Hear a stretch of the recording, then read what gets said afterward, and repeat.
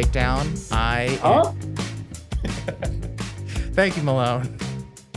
I am Ryan, aka Rainforest, and I have a bachelor's degree in sociology, and I have let's see, as well as a bachelor's degree in computer science, but I also have spent 6 years in prison, and I got out last year, and my guest host is actually, he's not my guest host.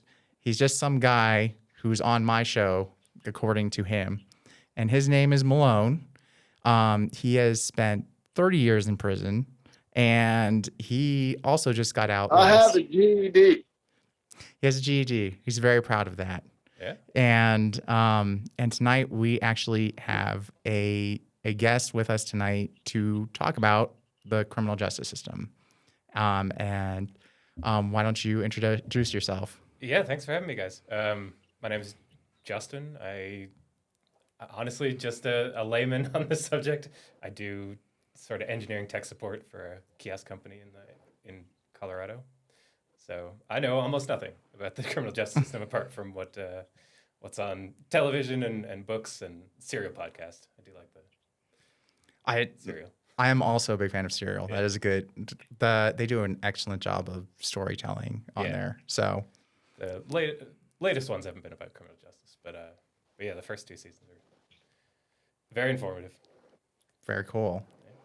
So tonight, that is why we wanted to have you on, is because you don't have a whole lot of experience with the criminal justice system. So Malone and I are going to pose a situation for you, and we want to hear what you think happens, and then we're going to talk about what we've had to deal with from our experience, and also, as you know, see how you think the best way to deal with the situation is, and we'll also talk about what our experience has been, and also what might actually help versus what possibly what might you think help, or you might just get it all right, and we might have just been idiots who got locked up. So, yeah. So what I was thinking is, and tell me what you think, Malone. Like, you're out, you're having a fun night, and then you get pulled over for a DUI. Does that sound like a pretty basic case, Malone? I have heard such stories, yes. Okay. So a pretty common story. Sure. I've been pulled over before, so. Okay. That's But not unfamiliar. but not for a DUI. No, not for a DUI. Okay. So and I'm going to add another. Well, I don't know if I've heard. I mean, I guess some people. I'm not really sure why you're asking this question. You're saying that is that one of the common reasons that people go to prison, or what? I'm just trying to give him a scenario that he can talk through, so he can not just like ask him what he thinks abstractly, just thinks like, so he can like talk it out in his head, is the reason why I'm asking him this question, like specifically DUI. And I figured that's a pretty common one. It's not it's not either of our cases, even though it's a little closer to mine, but it's just a basic something. It's something that has the potential to be a felony and potential to get you prison time, and it's something that could go either way. And I don't want to go too extreme on, like, it's hard to go to the extremes because then you kind of get a picture in your head, and I don't want to do that. I want to do something just neutral, kind of a crime that anyone could be charged with, that most people think that anyone could be charged with, I guess is the best way to put it. That sound fair, Malone? Yeah. All right. So A little long-winded. yes, well, that's because I explained it.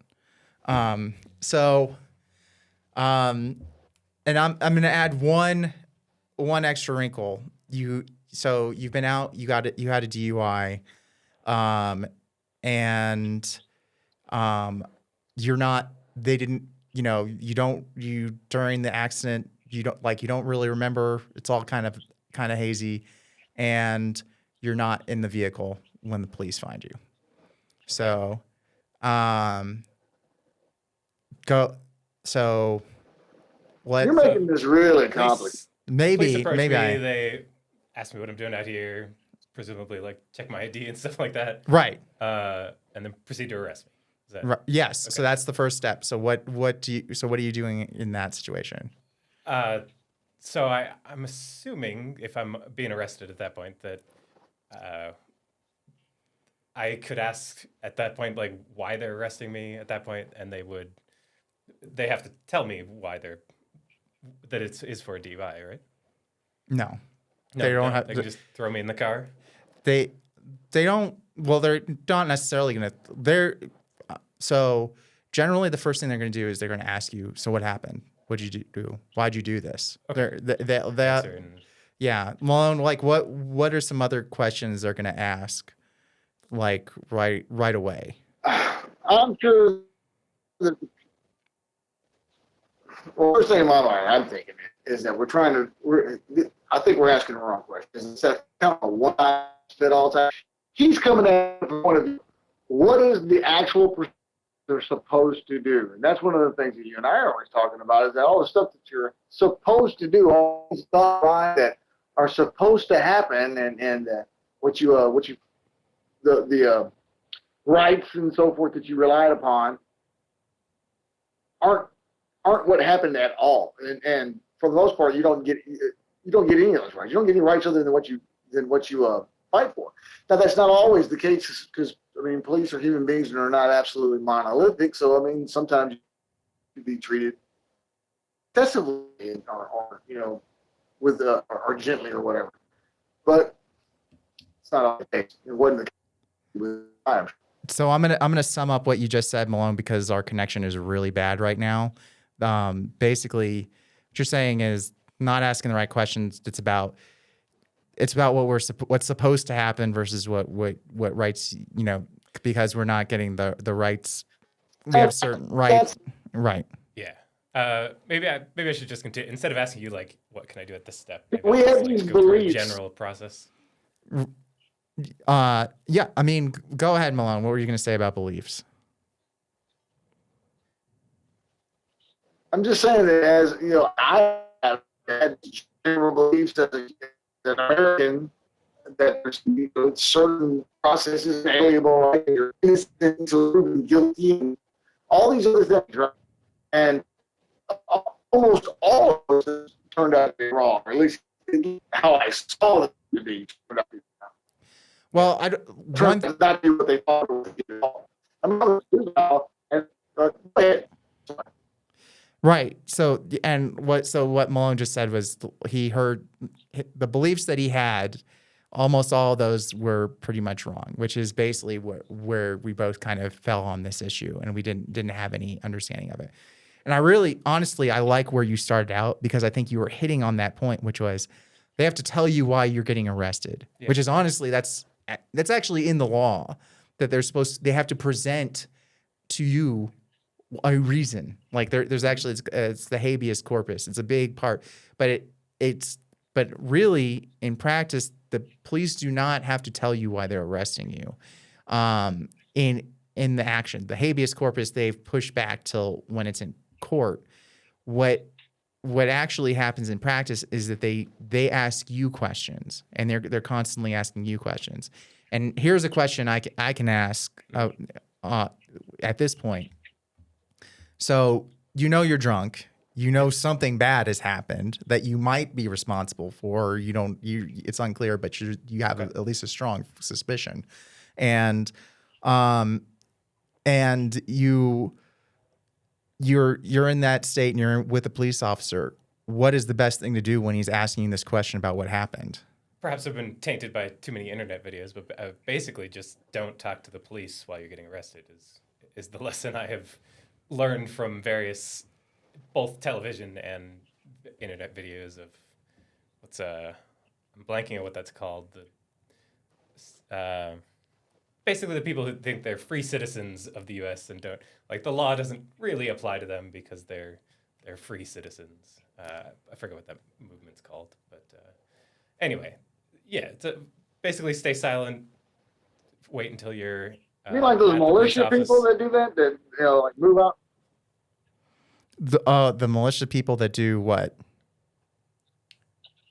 Say they're They outside. do, they're into that. Well, what he's saying, Oh they have yeah. these certain beliefs about their rights and all that. And they say, I've heard of these people that join like these militias that do that, and then they run off, kind of sequester themselves in Yeah, compounds. that And does everything. happen, but that's a separate thing. There's I really wish I could think of Way the off. name I'm for it not right a now. first fan of my. I personally, honestly, I think more often than not, what happens is not that people think they're above the law. I think that they get the impression that this will help them. Like there's an impression that the more they disclose, the more that this will help them going forward. The better impression it makes. Even though I did do this thing, that it's going to present myself in a better light. And I feel like because I mean. It's like when you're a kid and you try and hide something from your parents. A lot of times you'll get punished for the thing you did, but then if you hide it, you get double punished for for hiding it.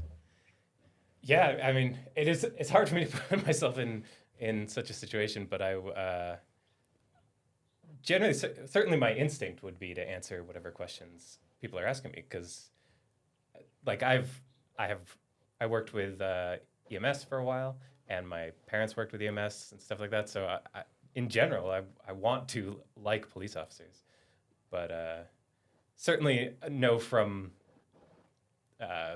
reporting and media and whatever that you have to be careful with your rights and what you say when Yeah. you're getting arrested or pulled over or anything. And it's not for me, none of this is coming from a dislike or anything of police officers. To me, it's just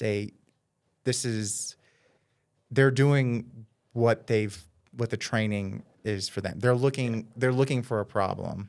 It's kind of when you're looking for a problem, you find you're finding that's what you're looking for. You're going to find it.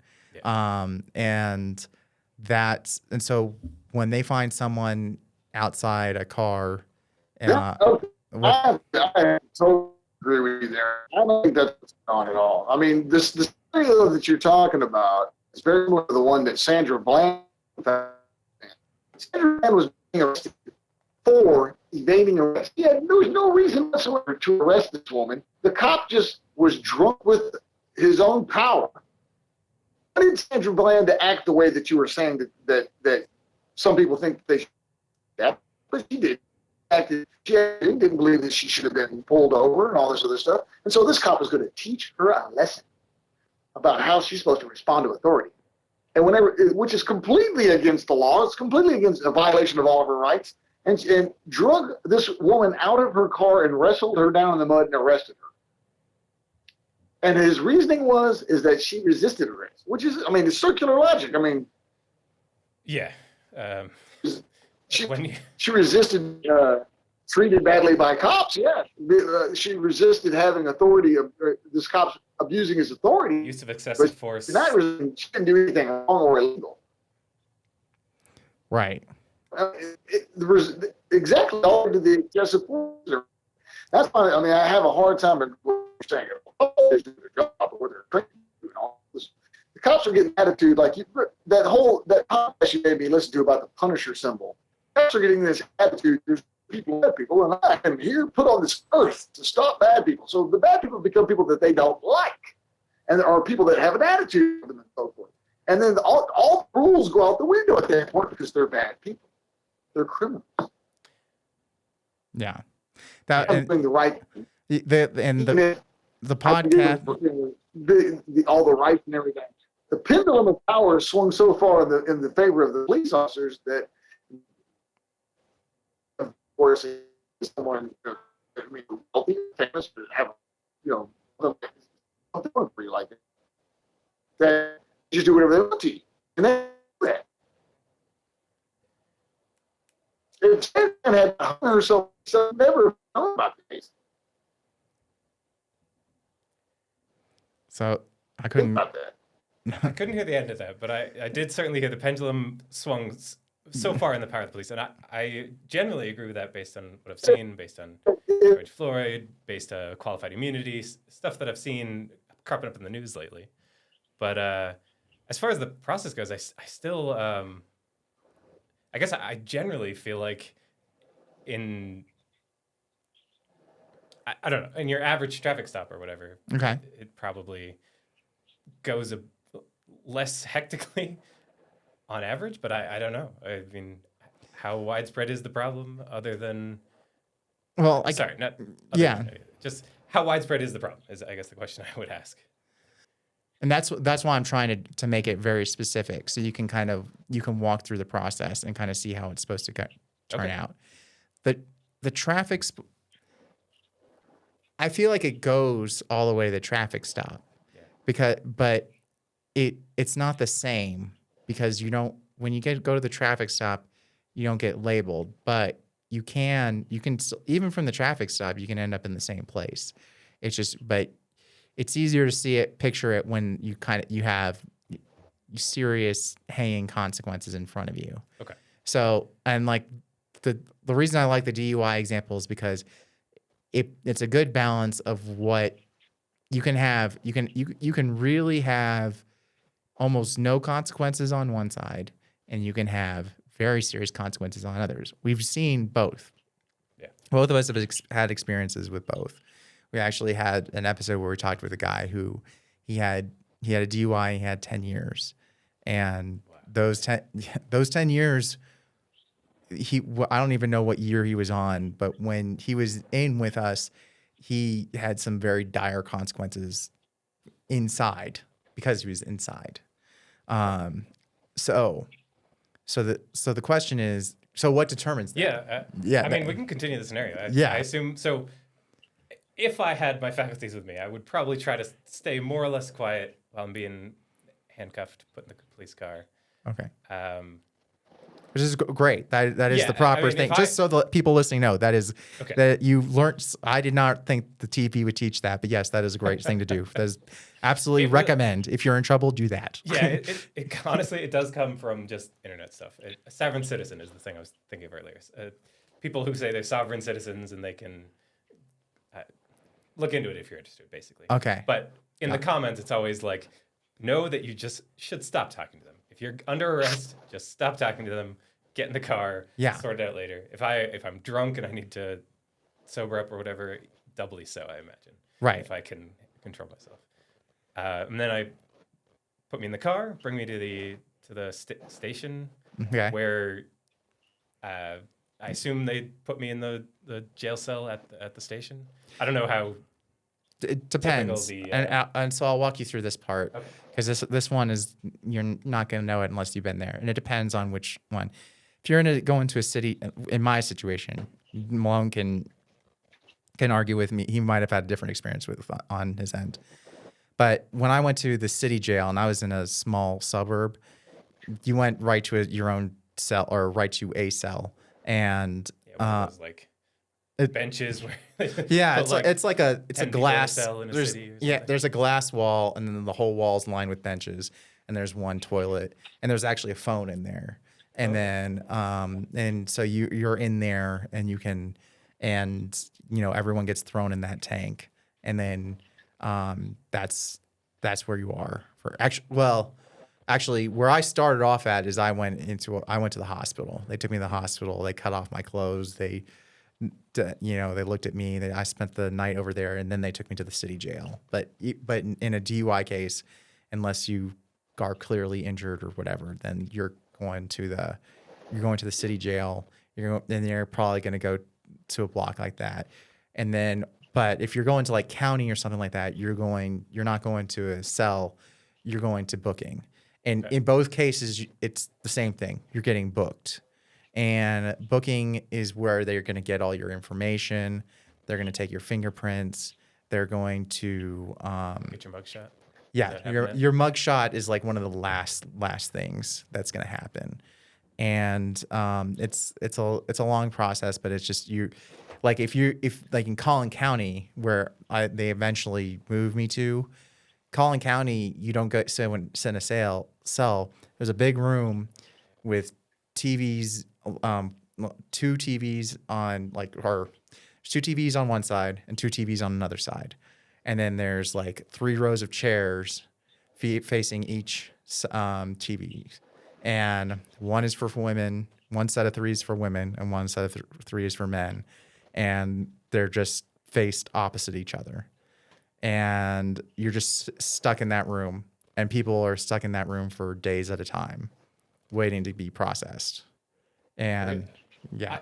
I've heard, like, because TV sort of presents the, like, you can hold them for 48 hours or whatever is the max you can hold anyone for. Oh no. But right, and then but I've heard conflicting stories about people being held in jail for ages and ages just because they don't have the manpower to process everyone, or Maybe whatever the case may be. Maybe like a holding for questioning thing. There, I know there's like, I think that's 24 hours is like Okay. the max you can hold someone for.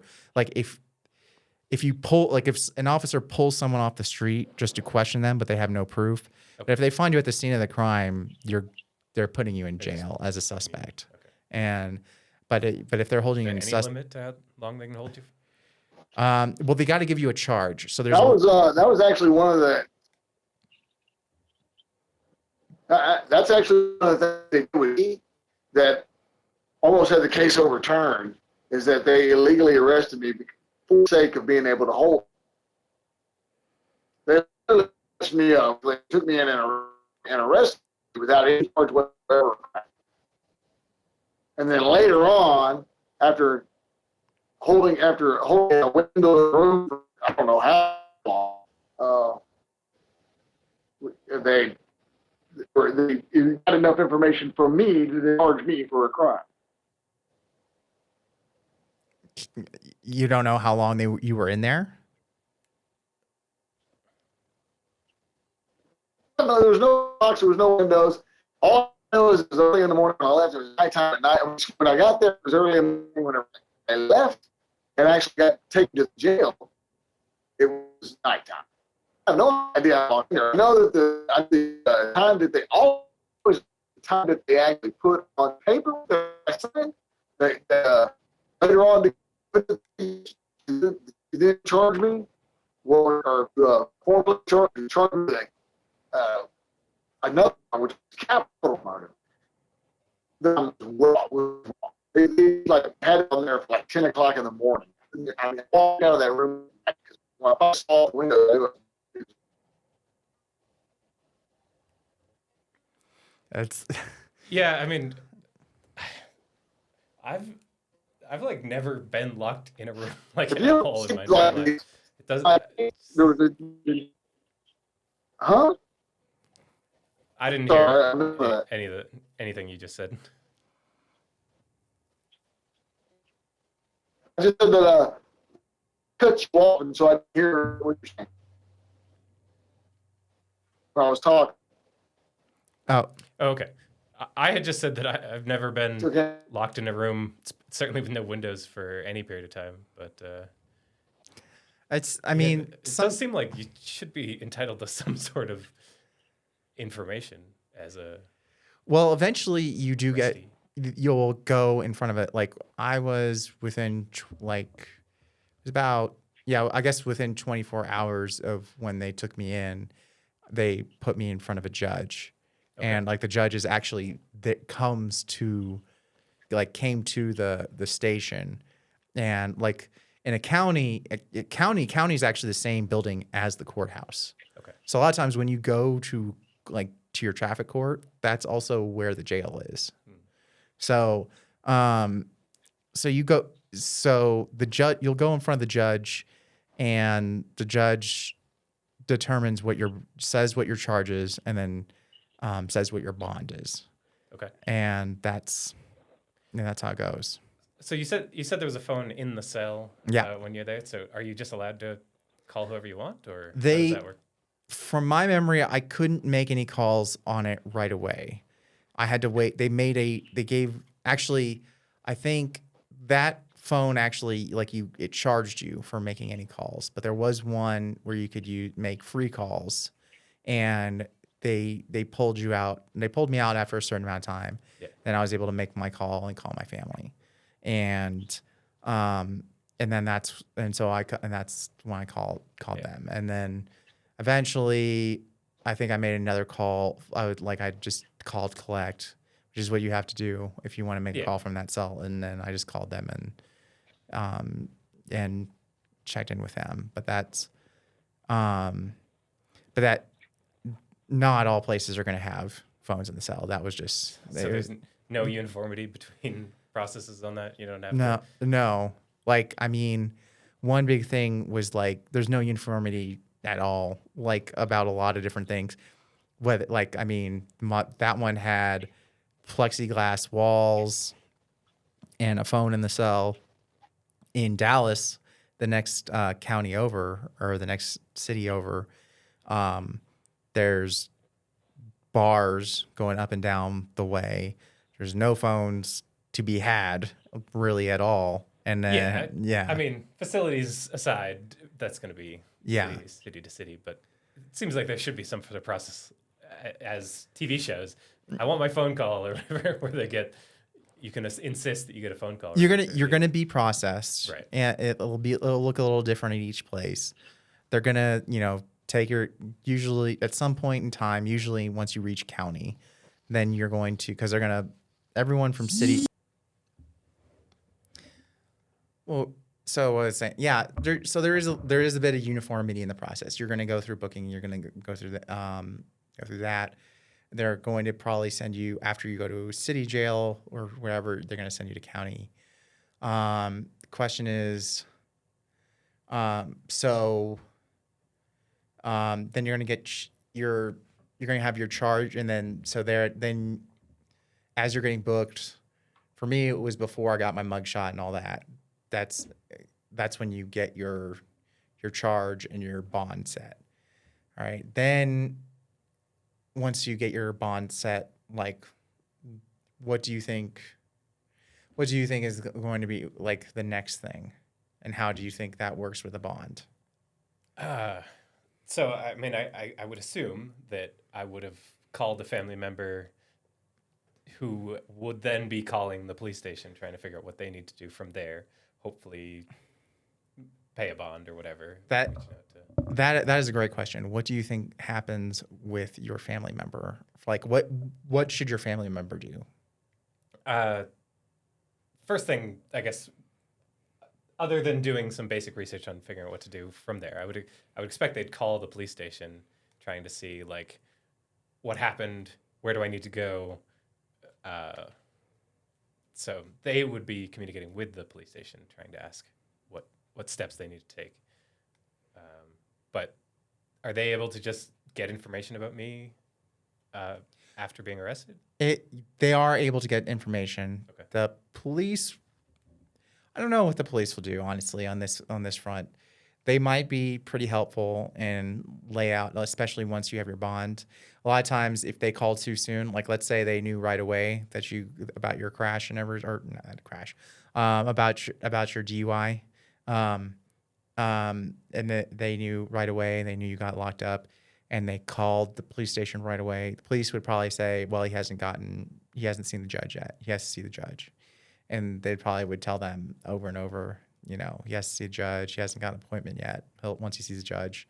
And then the other thing is that they, and then once you see the judge, they might be able to tell them like, this is his bond, and then that's about it. And like, I don't know what else they would tell them other than like, you need to contact this person with the bond money. Yeah, and that's it. And you don't have any chance to talk to them between your phone call and potentially being released on bail. There are chances. There's usually like in county, there's like another phone where you can call collect. There's another way to do that. But there are other opportunities to make calls, and you can usually sometimes you can actually call them quite a bit, but it's going to call that you're calling them collect. Yeah. But really the big thing that you're going to want to do is you're going to want to get a lawyer because that's because So I guess that's what when between being thrown in jail and being put in front of a judge, I guess I'm imagining something like they take my possessions. Do they like put you in different clothes in front of the judge or? they might sometime. I don't remember if I had. No, I was still in the clothes. Well, actually, my clothes were cut off at the Yeah, your hospital, injury. but I was wearing like hospital scrubs when I went in front of the judge. Really? Yeah, so it they're not going to put you in any issued outfit or not necessarily. Okay. You can they can put you in front of the judge in street clothes or whatever you were arrested in, and that could be covered in blood. It could be messed up. It doesn't matter when you go up in front of the judge, and then you'll and then eventually once if your bond hasn't come in by the time that they're gonna to lock you up or like to move you into or to assign you a cell, then they'll give you your clothes, your prison issue clothes, and then put you in a cell or your jail issue cell clothes, I should say. Okay. And so when they put you in front of a judge, I assume you don't have a lawyer at that point, or can you get a lawyer at You can at get a first? lawyer at any point Any in point. the, but Okay. the like if you're trying to get a state like or a free attorney or free representative, well, then that's going to take a time. That's going to take a while. But I when they're don't. setting your bond, you probably haven't had a chance to get a lawyer there, Your unless your family's been able to come Yeah, in and get one. if there your quickly. family should be working on it by that point because, and here's the other important thing that most people don't know, you don't have to go through a bail bondsman. You don't have to your family because only certain people can pay bonds. Your family can't just go up and drop a pile of money off at the police station and get you out of jail. Sure. Police won't accept it. I've watched it several times. They won't accept it. Okay. Now, either a certified bail bondsman can pay off the bail, or a lawyer. So you have to pay off to get you out to pay off the bond. You're probably gonna have to have your lawyer, which you're gonna need anyway. Yeah. Because so you need your lawyer, and you don't have to like try and get up. The police might tell you need a bondsman, but what they mean is you need a lawyer, like or someone who is certified to pay off your bond, which lawyers are. Lawyers in that county are. I will say, luckily, I think my family's a little more familiar with the procedure than I am. Right. It's not not a ton of history in my family, but Right. enough that Yeah. they know something that I certainly would not. But But I am imagining something a little more, I guess, regimented in terms of like you have to have these steps completed ahead of time, and you're just it sounds like it's basically up to the person to get that all started and make sure that the police don't just like push you through with. right. And that's the thing is that it's not there's no like, do you want a lawyer at this point? They're not going to ask you. And here's here's something that happened with me. I knew my family was getting a lawyer. I knew they were getting a lawyer, but I knew it was taking some time. And I didn't know when they got the lawyer. But I will say before I got the lawyer, the police did pull me into an interrogation room. And then they started asking me a whole bunch of questions.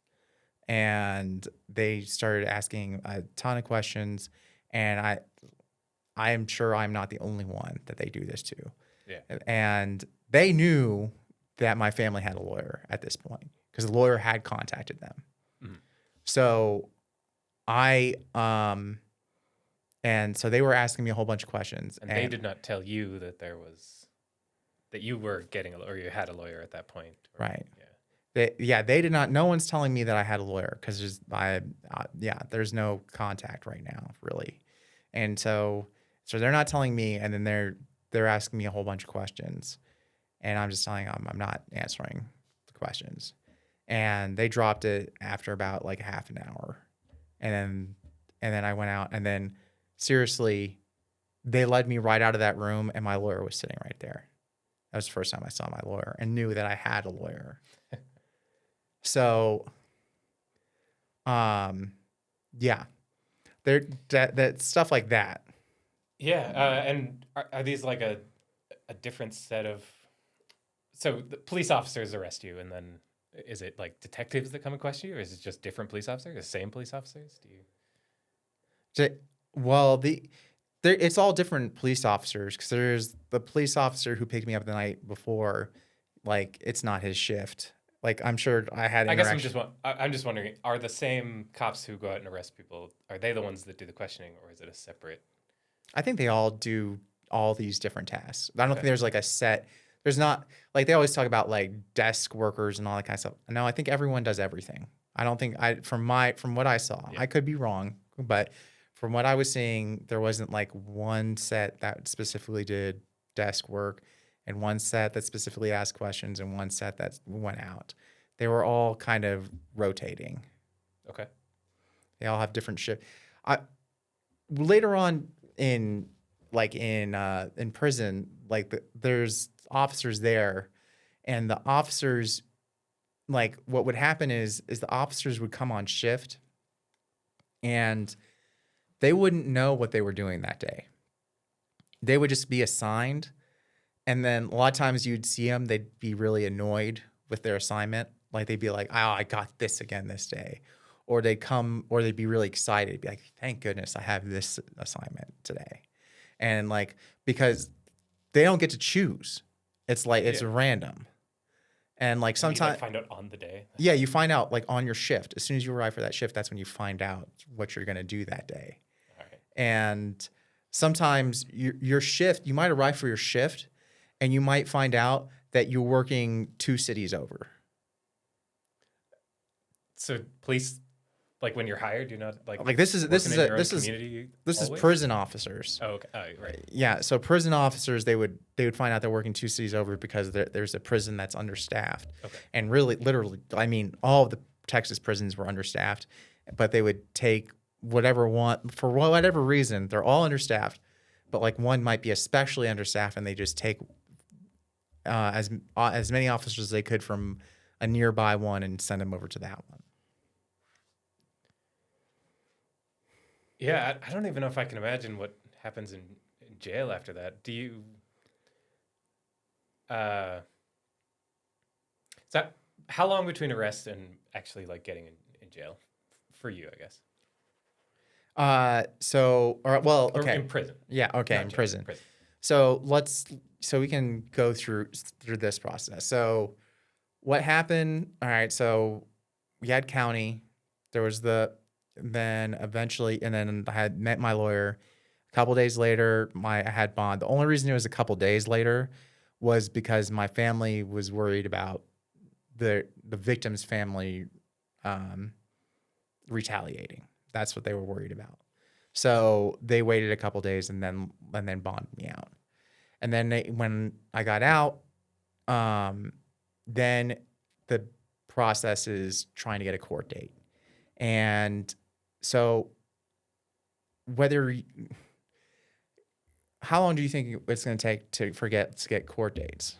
I mean, it seems like it's probably a huge variability from state to state, but I know we are hugely understaffed in our court system in general, and the backlogs are pretty huge in places. So I'm gonna guess at least a month, but I don't know if that's realistic. I would say it actually you're right as far as that was my grand jury indictment took about a month. So the grand jury indictment was what a grand jury indictment is, and not every state has grand juries. It's all the grand jury says is there is enough information, there's enough evidence to proceed with this case. That's all that a grand jury does.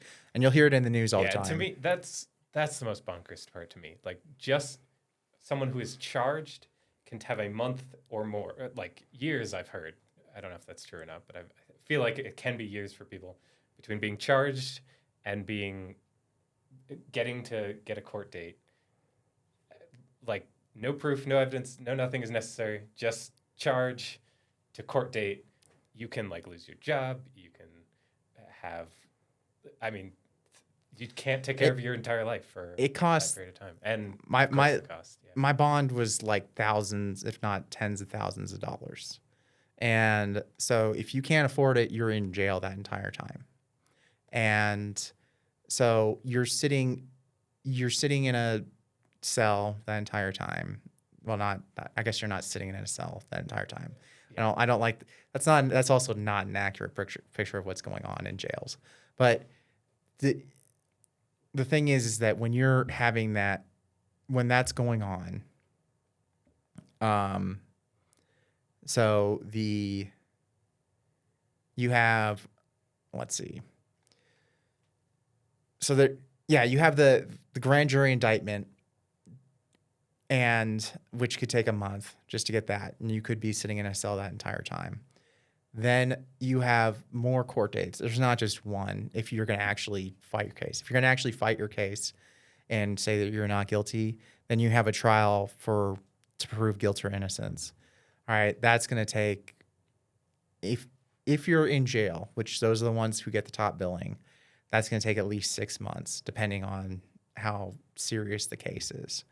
And then and then after that hearing, that hearing could take a week on its own. It could be broken up into many different parts. Then after that's done, and if they say you're guilty on that one, then it could be another 6 months before you're sentencing and seeing what that's going to be and deciding what that verdict's going to be. Not everyone has a separate sentencing hearing. Not every state has that. So there is some variability in that one. But like in Texas, like I immediately went and said that I was guilty. Now, this is a question I posed to you. What do you think of that? Was that the right legal maneuver, or what do you think that was? How would that go in the situation I posed for you? So, in the situation where I genuinely don't know, Yeah. am I being charged with more than just a DUI? In your situation, I'm just saying with a DUI. Just the DUI? I guess I'd say yes. If that's all they're charging with, I have a DUI. I know I was drunk.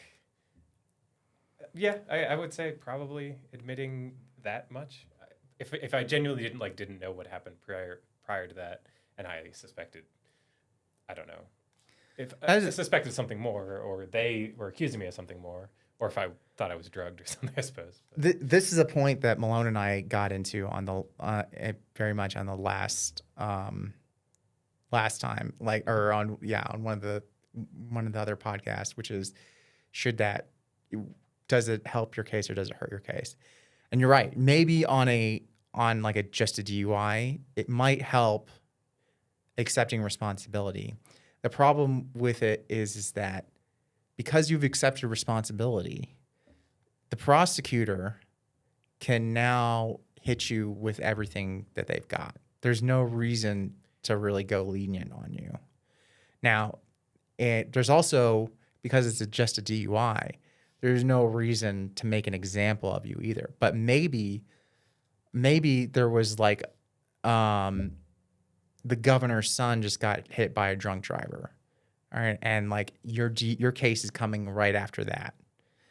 Now the DA might be trying to make a name by saying I'm going tough on DUIs. Yeah.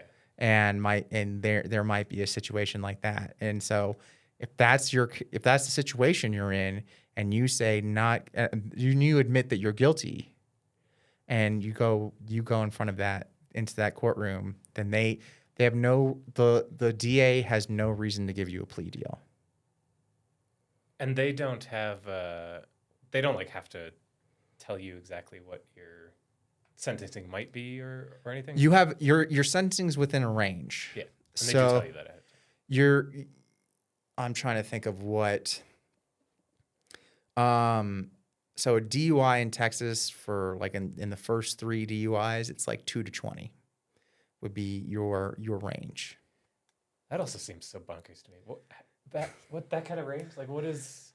So that's okay. In Texas, there's different types of felony charges, and if you get felony DUI, then it falls in the same range as my charge, which was intoxicated manslaughter, and as in the same range as a bunch of other different crimes, as like robbery, or which is when you steal, or larceny with a weapon or something like that. It all falls within the same, a very broad band.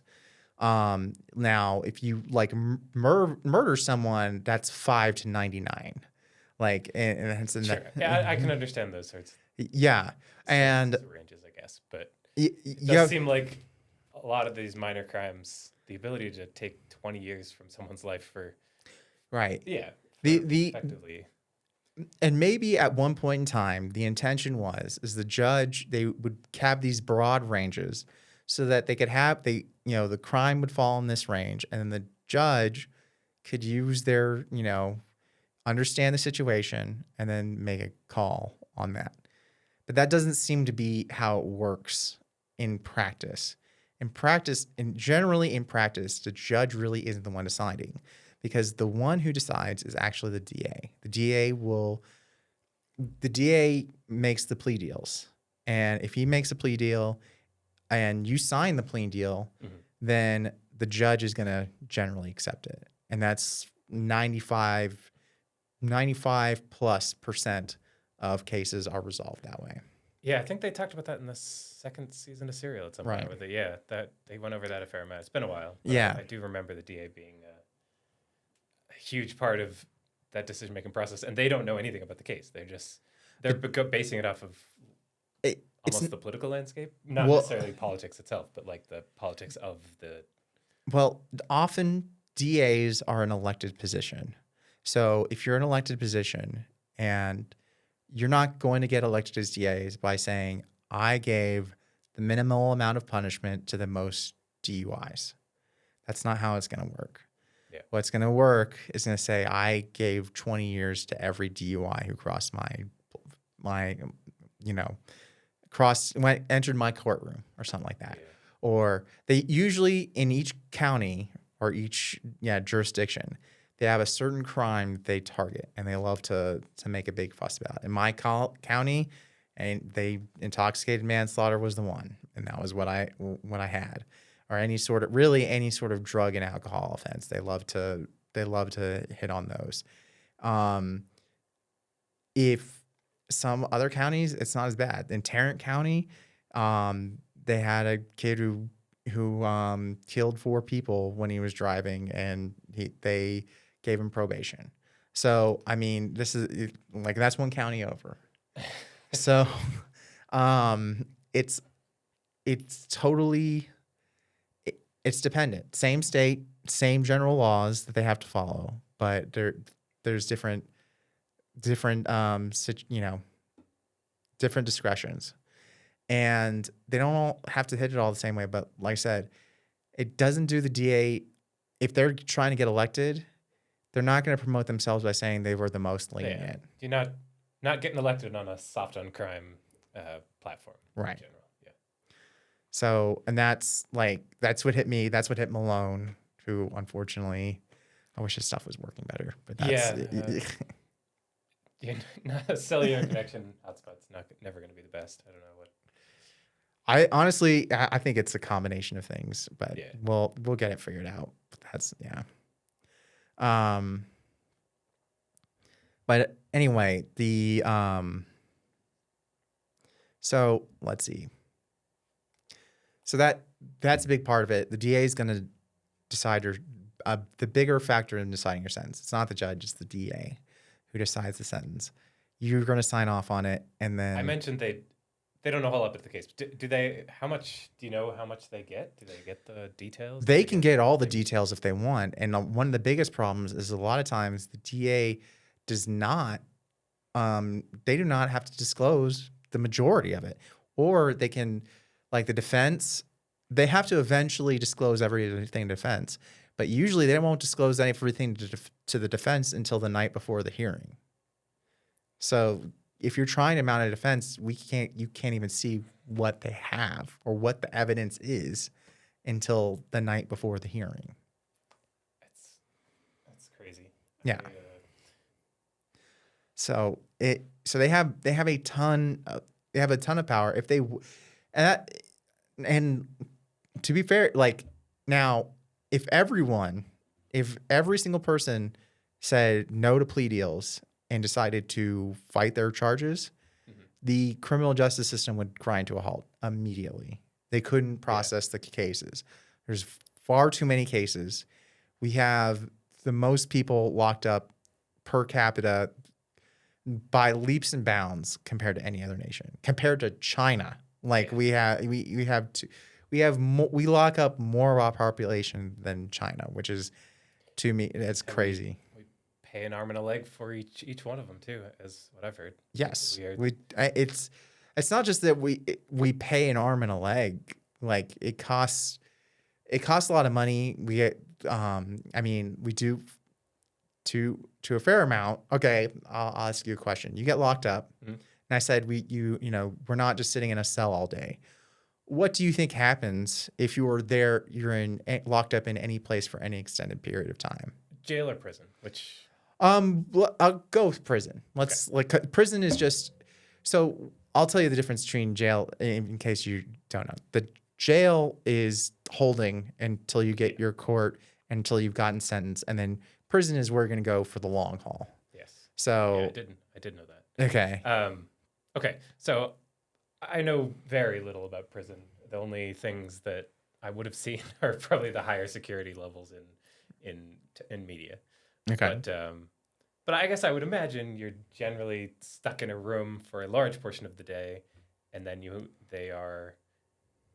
do things like I know things like wood shop. There are places you can go to do things, but I don't know if it's a matter of doing it every single day. Is there a specific schedule? How often are you let out? Like twice a day and stuck in your room the rest of the time? So, I'm imagining you get at least a little bit of freedom for a portion of the day. So one thing is that like I'll tell you, when you first get into TDC, they put you in a transfer facility, and like transfer facilities in TDC, for the most part, they're open dorms. So like there's just bunk beds lining the outside of this like glass walled room. And then it's just tons of bunk beds in one, and then an open space in the middle, and then bathrooms and showers that you can see directly into. And that's where you live. And then you're stuck there for 30 days. Now you might get called out for, you're going to get called out for testing at 4 o'clock in the morning, between 2 and 5 o'clock in the morning. You're going to get called out for testing. Every morning? Not every morning. It's going to be kind of random. You're going to get lay-ins the night before saying, hey, you're going to have to get up for this at between 2 and 4 in the morning or whatever. And then once you've completed your 30 days, then they're going to move you to another dorm. And then what you're going to do is you're going to go, I can't remember what it's called, but you're going to get classified, and then you're going to, that's when you're going to get your job. And you're going to get your new living assignment, which is going to be in another dorm, exactly like the one you were in, but it's going to be with people who have the exact same job as you. And you might be working in the kitchen, or you might be working in the fields, and that's it. And if you're working in the fields, you're getting up at, your job starts at 4 o'clock in the morning. They're going to call you out to work at 4 in the morning, and then you're going to go out for half the day, and they're going to make you swing an Aggie, and all day long, and 4-step through like jungles basically. And yeah, I mean, I don't know how much of it is exaggeration, but it feels very much like slave labor in the modern era for sure.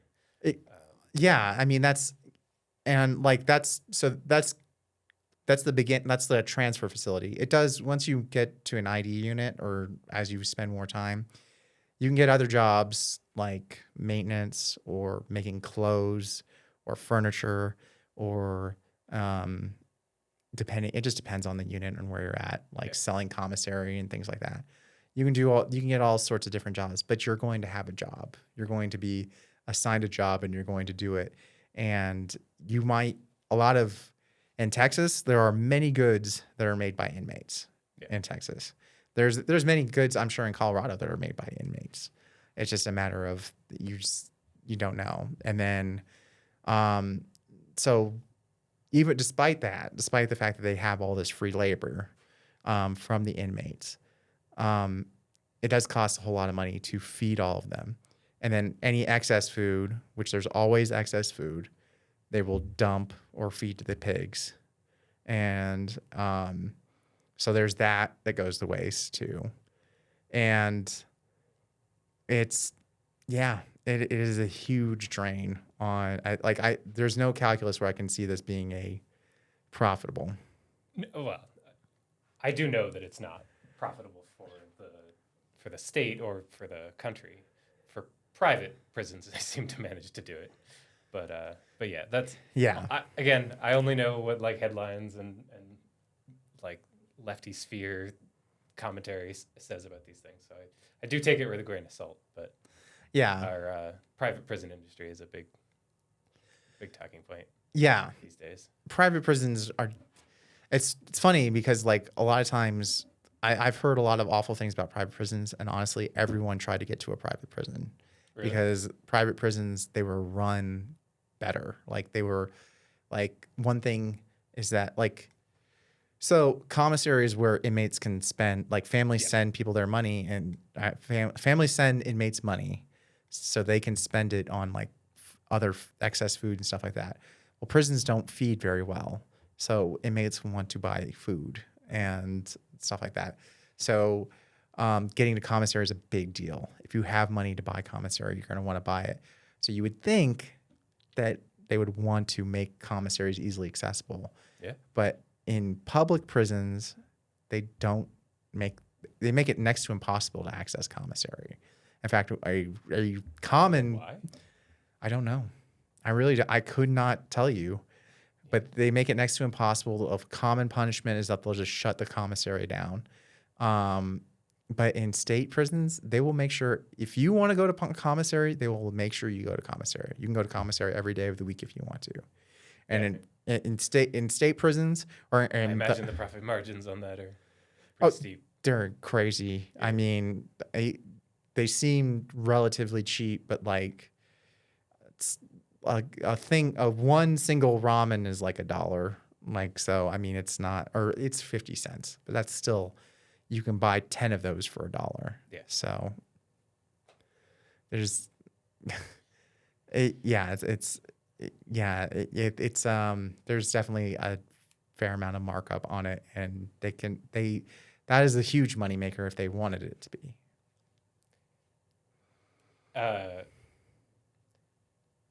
Yeah, I mean, I don't know what to say about the prison system other than it seems like a disaster in terms of it's profitable for the wrong people, doesn't benefit the state most of the time. It's I know there's like perverse incentives to get people in there from, I think private prisons have like quotas, which to me seems bonkers. Like if you're trying to encourage people to commit fewer crimes, you shouldn't be encouraging the state to charge smaller and smaller crimes just to fill it. Oh yeah. Yeah. I mean, when I hear quotas, I hear there. So one of the prisons I was at, there was a quota problem there, but the quota problem was that one of the warden there got in trouble because they had a quota system, which was every officer had to write up 2 inmates before the end of their shift, minimum 2 inmates. And if they didn't write them a case, which cases can prevent you from getting parole.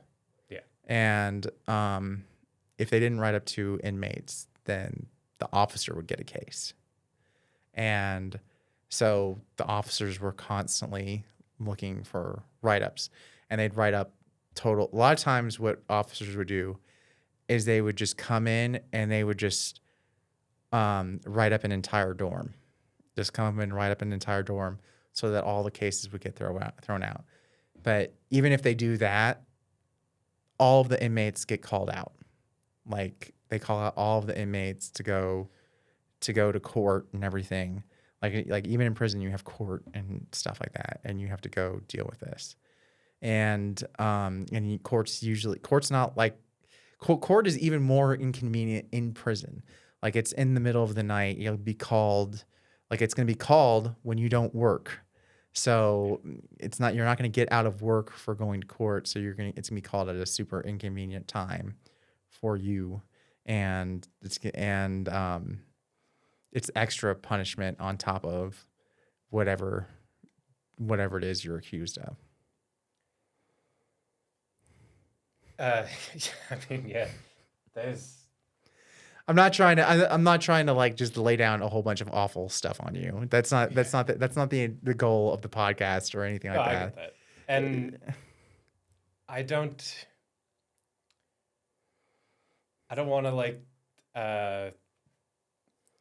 propose utopian society and talk about that for a while. But I cannot imagine we can't figure out a way to have the process just be easier for everyone, be easier for the officers, and easier for the inmates, easier for the court systems to process through it. It's just so, and most of it seems to just be the quantity of people we choose to force through this system on a regular basis, or the not necessarily how many. Like, I mean, if people commit crimes, they commit crimes. So to some extent, we got to deal with that. But the fact that the process is so elongated means that it basically feels like it's clogging up pipes, even if things are going relatively smoothly. Right. My general take on it, and it's Malone and I are pretty similar on this, is that the problem is that you have to be focused on rehabilitation and not on punishment. I was gonna ask, like, so you're working, and that right. I know that at least Republicans think that just like work rehabilitates on its own. But do you have like other forms of rehabilitation? There were some really great things, really great opportunities that I took advantage of. But I'm going to say they did not make those opportunities easy. I had carpentry class, and I really enjoyed carpentry class. I would have never even thought of learning it. Mm-hmm. It was one of a very select few classes that were available on the unit I was at the time. And I took it. And there were many times I could not get out of my cell to go to that class. And like, because of the officers, because they're I can't open the doors. They're locked. So like, so just let you walk out of your room. Huh? Right. So like you have to like sneak around to try and get to class sometimes. And it doesn't make any sense. If the wrong officer's working in your dorm at the time. And like there's plenty of times where I would be worried about, like, I'd have to make a decision. Like, do I want to go to class today or do I want to stay, you know, which write-up do I want to take? Yeah. Because I have an officer who's going to come in and they're going to search my cell if I'm not in it. Or if I go to class, I'm going to get a write-up for not going to class or whatever. So I got a situation for you. Yeah. So they don't make it easy. And like, there are so many guys who took college classes and I watched them so many times, like they would cancel classes and they wouldn't tell them. And these guys would be waiting and waiting and waiting and waiting. And then they'd finally find out that no, there wasn't any class, or they'd be waiting and they'd watch as other guys would be going to the class, and then another officer would say class is canceled. Like, no, the other guys just went, and they'd be sitting there arguing with the officer, and then they'd get like a case or whatever for arguing with the officer, even though they were right, and then they'd get sent to class. And this like just that was how they got their degree, like was going and dealing with that. Malone. Props to anyone who manages to make it through that. Malone's mom tried to put him through college, but he had to deal with fights all the time. He kept on having to deal with fights constantly, and then the staff lied to his mom, saying that he was starting the fights, and that he was ditching school, and So like all these are all things that they have to deal with constantly, and like they don't. If you were if someone wants to go to school, let them just go. Yeah. How about it? I mean, I'm definitely with you guys. It does seem like education and rehabilitation need to be the focus of our prison system. Like, and it is up to that system to prove its competence to, I mean, to the inmates to a certain extent, but to the general populace on the whole, and just taking people away from it and then bringing them back later isn't getting us anywhere. Especially since I think recidivism rates They're crazy. not great as far as. Well, I don't have any information in front of me, but recidivism rates are something like 70%, and the thing is that what it really ends up as is if you go to a prison, you're more likely to commit a crime after you go to prison than you were before you went to prison. So, yeah, yeah, and it makes sense because you learn more about. I learned way more about committing crimes inside of prison than I did outside. Yeah. So, and I still there, and part of it is because I was constantly at odds with the officers. So I have a very strong tendency to not want to deal with authority, and I want to kind of yeah. And I had to learn. I had to learn how to sneak around them, and I can be very good at it when I want to be. And Malone can be even better. But you learn that from being inside. I mean, obviously, I know there are a bunch of problems with the system, but at a baseline, it does feel like you should be rewarded for being cooperative with the system. You should be able to, the more cooperative you are, or the more, not necessarily cooperative in the individual cases with the officers, but cooperative to the process, to where if I want my education, I do these things, I follow these rules. Right. I am rewarded with I firmly believed that when I went in. I firmly believed that's how it worked. And I will tell you, no one is keeping track of that. There's no guardian angel or parole. This is going to be my final question, and then we'll wrap it up. Sure. The parole board. How do you think that works? My only knowledge of the parole board is Shawshank Redemption. So okay, that's not all. I guess they bring you in front of a bunch of seemingly. So you go in front. You go in front of a parole board. Yeah. Okay. A board of people. Yeah, and they look over notes from presumably officers or whatever, and decide. I don't know if I guess I want to ask. I assume they ask you a few questions to try to get a sense of what your experience in the jail or whatever, and then just decide whether you stay in or leave. Okay. And like the DA stuff, unfortunately, I fear it has more to do with quotas and how many people they want to let out that year than it does with the actual facts of the case in front of them. All right. I'm going to tell you how it worked in Texas. All right. But I'm going to tell you that is exactly the picture I had in my head with parole board. That's like the picture I had for years in my head, like about this parole board. Is it also from Shawshank Redemption? Is that? It might be. I did Shawshank. I love that movie. It's a great movie. Top three, I'd say.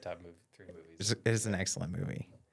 So what happens is this. When it's your date or approximately your date to go in front of the parole board or your parole date, your file, which has a limited, it has a certain number of checkboxes on it. And it doesn't have all of your classes. It has like your cases in it. And it has like certain classes that the state takes care of. And it only has ones that are within a certain time frame. It's usually a few years. So you're usually pretty good on that. But that file is handed off to the first parole board member. The first parole board member looks at that file, usually for less than 30 seconds, makes their vote, and then forwards it to the next parole board member. Like an email chain? Or? Yeah, like an email chain. Then they make their vote. And if there's a disagreement, it gets sent to the third. And that's it. That's it. 3 people. The average amount of time that an inmate in Texas with their parole board member looks at their file is less than 30 seconds. If they have a parole attorney, it's 2 minutes.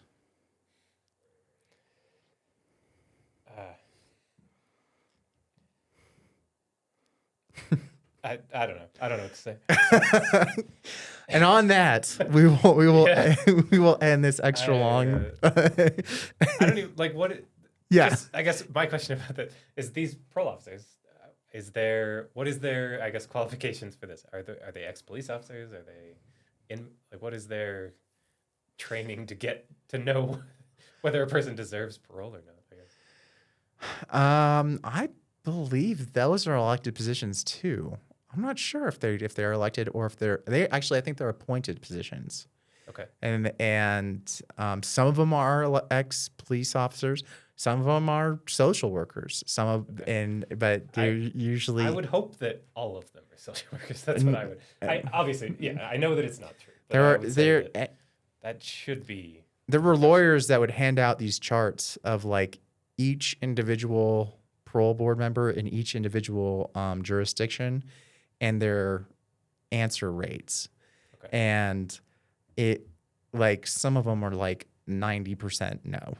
Like it crazy numbers. And they would break it down by crime and everything like that.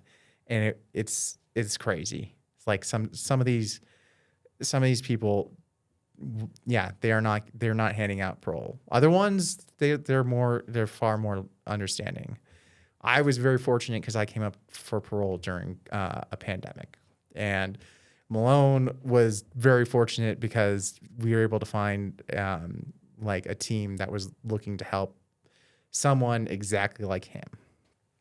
But it's it's hard. Yeah, I mean, we didn't discuss any demographic stuff, but it is. I imagine, like as you say, they were looking for a case like his, Right. or a person like him, and it feels like that should not have anything to do with how long someone's in jail. Or No. how often they get parole. And I will tell you, there's lots of projects out there that are trying to get people out of prison, but their resources are so limited, and there's so many people trying to get out that they get like Innocence Project. Yeah. Innocence Project is great, but they're bombarded all the time. Yeah, I imagine. And it's not even yeah, like I was in EMS for a while, and I wanted to learn more about like how I could learn more about what jobs you can get in the court systems or police stuff, and it feels any sort of job in that industry seems very obfuscated. I can't look at how to get into it. Maybe if I had investigated in school or something like that, it would be easier. like if trying to be like an officer or something like that, or not necessarily an officer, but like how can I be involved? Even volunteering. Like, Oh, I know yeah. there's like some projects helping immigrants through court and stuff. oh yeah, It just seems like there are not good resources out there for knowing what to do to help or telling it is. people Well, going to school what. a lot of times the way it starts out for those is like you have to start with volunteer, and then they just kind of gradually fall into it is what it seems like to me. But it's very hard. I mean, Innocence Project is a huge one, and they get a lot of support and everything like that, but they're only looking for people who are not guilty of their crimes and trying to get them out. Yeah. And even with that super narrow focus, they still have a bigger workload than they can handle. Yeah, and I do obviously Innocence Project. If finding people that are innocent, we should be getting them out of jail, obviously. Right. But there also should be projects to get rehabilitated people into society better.